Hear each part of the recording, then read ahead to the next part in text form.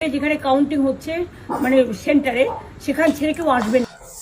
তো ভোট গণনার দিন কিন্তু এই ভিডিওটি আপনারা প্রায় সকলেই দেখেছেন, যখন কিন্তু একটা সাম্রাজ্যের পতন শুরু হয়ে গিয়েছে, কিন্তু সেই সাম্রাজ্যের রানী, সেই সাম্রাজ্য ধ্বংস হচ্ছে 2 নম্বরই ভাবে, এমনটাই দাবি করেছিলেন। কিন্তু সেটা অবশ্য জনগণ মেনে নেয়নি। জনগণ 15 বছর ওয়েট করার পর কিন্তু সেই সাম্রাজ্যকে ধ্বংস করে দিয়েছে। কারণ সেই সাম্রাজ্য শুধুমাত্র কিছু 1500 টাকার ভাতা এইরকম ভাবেই তারা সাম্রাজ্যটিকে গড়ে তুলেছিল এবং চাইছিল এইভাবেই হয়তো সাম্রাজ্য চলবে। কিন্তু সেই সাম্রাজ্যটা এইভাবে দীর্ঘদিন চলতে পারে না। তো সাম্রাজ্য পতন তো হয়েছে, এখন বড় ব্যাপার হচ্ছে যে এই রাজ্যের মুখ্যমন্ত্রী কে হবেন, মুখ্যমন্ত্রীর পরিচিত মুখটা কে। দেখুন, অনেকেই ভাবতে পারে শুভেন্দু অধিকারী, কিন্তু এখানে দুটো অপশন সব থেকে বেশি রয়েছে। আপনারা হয়তো অনেকেই জানেন না, রূপা গাঙ্গুলি, তিনি কিন্তু মুখ্যমন্ত্রী হওয়ার দৌড়ে কিন্তু অনেক আগেই রয়েছেন।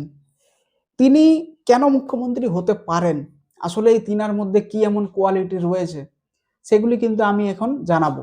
প্রথম কোয়ালিটি, তিনি কিন্তু সোনারপুর দক্ষিণ কেন্দ্র থেকে বিজেপির প্রার্থী হয়েছিলেন এবং সেখানে কিন্তু বিপুলভাবে তিনি কিন্তু জয়ী হয়েছেন। তৃণমূলের লাভলি মৈত্রকে পরাজিত করে বিপুল ভোটে কিন্তু তিনি জয়লাভ করেছেন। এছাড়াও আরো কোয়ালিটি রয়েছে, এখানে শেষ নয়। এরপরে রয়েছে 1 দশকের বেশি সময় ধরে তিনি কিন্তু ভারতীয় জনতা পার্টির সঙ্গে কিন্তু বেশ ভালোভাবে গভীরভাবে কিন্তু যুক্ত রয়েছেন। এমন নয় যে কিছু বছর আগেই তিনি যোগদান করেছেন, এমনটা মোটেও নয়। এছাড়াও রয়েছে 1988 সালে কিন্তু বি.আর. চোপড়ার পৌরাণিক টিভি ধারাবাহিক মহাভারতে দ্রৌপদীর চরিত্রে অভিনয় করে তিনি কিন্তু রাতারাতি ঘরে ঘরে পরিচিত লাভ করেছিলেন। এরপরে কিন্তু দীর্ঘ সময় তিনি কিন্তু হিন্দি ও বাংলা চলচ্চিত্রে কিন্তু কাজ করেছেন। এছাড়া আরও কিন্তু বেশ কিছু জিনিস রয়েছে ইনার ব্যাপারে। 2015 সালে কিন্তু ইনি আনুষ্ঠানিকভাবে কিন্তু বিজেপিতে যোগদান করেছিলেন এবং তারপর 2015 থেকে 17 পর্যন্ত কিন্তু পশ্চিমবঙ্গ বিজেপি মহিলা মোর্চার সভাপতি দায়িত্বে তিনি কিন্তু ছিলেন। এতগুলি তিনি কিন্তু দায়িত্ব পালন করেছেন এবং এত লম্বা সময় ধরে কিন্তু বিজেপিতে তিনি কিন্তু থেকে গিয়েছেন এবং এত বছর পর তিনি কিন্তু জয়লাভের আশাও দেখতে পেয়েছেন, অর্থাৎ জয়লাভ করেই নিয়েছেন। শুধুমাত্র তিনিই নয়, গোটা ওয়েস্ট বেঙ্গল রাজ্য জুড়ে বিজেপি জয়লাভ করে নিয়েছে। তো মহিলা মুখ্যমন্ত্রীর যদি আমরা কথা বলি, তাহলে কিন্তু মহিলা মুখ্যমন্ত্রীর দৌড়ে কিন্তু বিজেপির হয়ে ইনি কিন্তু সবার আগে রয়েছেন। এছাড়াও যিনি রয়েছেন তিনি হচ্ছেন শুভেন্দু অধিকারী। তো পশ্চিমবঙ্গের বিজেপির হয়ে পুরুষ মুখ্যমন্ত্রী হিসেবে সবার আগে দৌড়ে রয়েছেন শুভেন্দু অধিকারী। ইনি কিন্তু আগে তৃণমূলেই ছিলেন, তারপরে 2021-এর দিকে বিজেপিতে যোগদান করলেন। এর ফলেই কিন্তু তার আগে আপনারা দেখুন, বিজেপি যেইভাবে লস খাচ্ছিল ওয়েস্ট বেঙ্গলে, এই 2021-এর পরেই কিন্তু ইনি যোগদানের ফলে বিজেপি কিন্তু অনেকটাই লাভবান হয়। এর ফলে কি হয়, একটা বিরাট প্রতিদ্বন্দ্বী শুরু হয়। শুভেন্দু অধিকারীর হাত ধরে কিন্তু এটা সম্ভব হয়েছে। তার আগে দিলীপ ঘোষ ছিলেন, কিন্তু অতটাও মানে কার্যকরী হচ্ছিল না। কিন্তু যখন থেকে শুভেন্দু অধিকারী বিজেপির হাত ধরেছিল, তখন থেকে কিন্তু বেশ উত্তপ্ত হয়ে গিয়েছিল যে এবারে তো গরম হাওয়া চলছে, যে কোনো কিছু একটা ঘটতেই পারে। যেভাবে তৃণমূলের মুখ্যমন্ত্রীর চোখে চোখ রেখে তিনি কিন্তু বিরোধী দলনেতা হিসেবে কাজ করে গিয়েছেন এবং যেভাবে বিজেপিকে এইভাবে এত টপে এনেছেন এবং এত বছর ধরে লড়াই করে এত কিছু সহ্য করে বিভিন্নভাবে তিনি কিন্তু বিভিন্ন জায়গায় আক্রমণ হয়েছেন এবং বিভিন্ন জায়গায় তার উপরে হামলা হয়েছে, তিনি কিন্তু ছাড়েননি। এবং যেইভাবে তিনি কিন্তু শুধুমাত্র নন্দীগ্রাম নয়, নন্দীগ্রামে কি হয়েছিল, মমতা বন্দ্যোপাধ্যায় সেখানে জিতে আসছিল, সেখানে দাঁড়িয়ে মমতার জায়গায় দাঁড়িয়ে সে কিন্তু তাকে হারায়, মুখ্যমন্ত্রীকে হারায়, একজন পদে বসা মুখ্যমন্ত্রীকে হারিয়ে দেয়।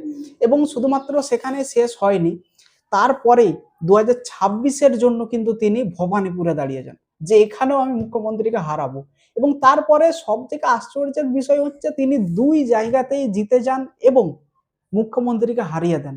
এর থেকে বড় কিছু আর হতে পারে না। এবার যদি আমরা কেন্দ্রের দিকে যাই, নরেন্দ্র মোদী, অমিত শাহ, ইনাদের কথা যদি বলি, ইনারা কিন্তু কি দেখবেন, পপুলারিটি দেখবেন যে কোন একজন প্রার্থী কিভাবে একজন চিফ মিনিস্টারকে হারিয়ে দিল, তার পপুলারিটি কতটা, তাকে মানুষ কতটা পছন্দ করছে।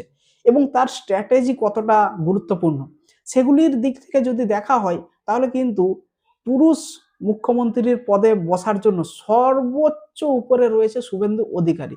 এবং যদি এই দুজনের নাম যে আমি বললাম, রূপা গাঙ্গুলি এবং শুভেন্দু অধিকারী, যদি মুখ্যমন্ত্রী পদে কেউ থাকেন এবং আসেন, এই দুজনের মধ্যেই কিন্তু যে কোনো একজন হওয়ার সম্ভাবনা কিন্তু 99% রয়েছে।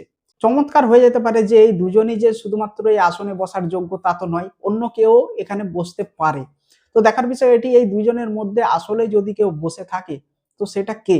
আমার মতে তো শুভেন্দু অধিকারী বিজেপির জন্য অবশ্যই পারফেক্ট, এবং তিনি এতদিন বিরোধী দলনেতা হিসেবে বিজেপির হয়ে রাজ্যে এইভাবে জিতে এসেছেন এবং পপুলারিটি কিন্তু গেইন করেছেন পুরো অর্গানিক ভাবে গ্রাউন্ড লেভেল থেকে। এবার দেখার বিষয় তিনি যদি মুখ্যমন্ত্রী হয়েও যান তাহলে কতটা তিনি কিন্তু জনসাধারণের জন্য লড়তে পারেন, কতটা করতে পারেন উন্নতি ওয়েস্ট বেঙ্গলের, সেটাই দেখার বিষয়।